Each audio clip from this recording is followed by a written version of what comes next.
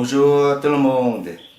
Aujourd'hui, je vais vous parler de l'envahissement de la Chine en mer de Chine du Sud. Premièrement, qu'est-ce que la mer de Chine du Sud? C'est une mer semi-fermée qui mesure environ 3000 km de long sur 1000 km de large. Elle est bordée par le Vietnam, les Philippines, la Chine, l'Indonésie, etc., etc.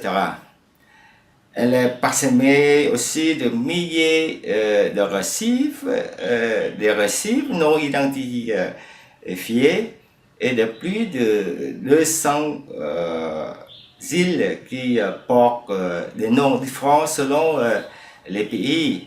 Par exemple, l'archipel de Paracel est connu sous le nom de Sisa en Chine et sous le nom de Hoàng Sa au Vietnam. Une chose importante, un tiers du commerce maritime de la planète transite sous ces eaux. Elle est aussi très riche en poissons et son sous-sol regorge de pétrole et de gaz. Vous voyez, depuis quelques années, la situation de la Chine, de la mer de Chine du Sud, s'est beaucoup dégradée entre les pays frontaliers, parce que ces pays ont revendiqué le revendiquer des droits sur des îles ou des îlots. Par exemple, l'archipel de Prasley est particulièrement disputé quelques années dernières. Vous voyez, la Chine, puissance agressive et expansionniste, a violé gravement la Convention des Nations Unies sur les droits de la mer, UNCLOS, signée en 1982.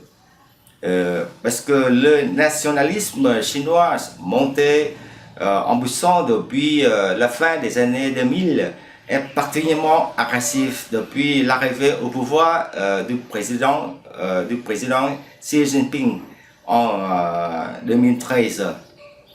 En réalité, la Chine veut étendre sa souveraineté sur 80% de la mer de Chine du Sud en mettant en avant des droits de passage historiques qui n'ont pas de valeur légale.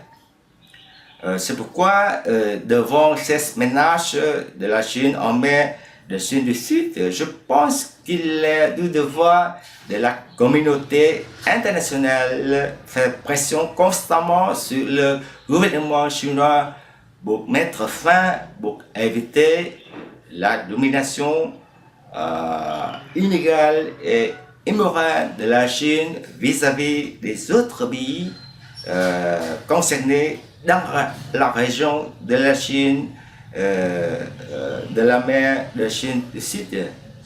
Merci de votre attention et à bientôt. Au revoir.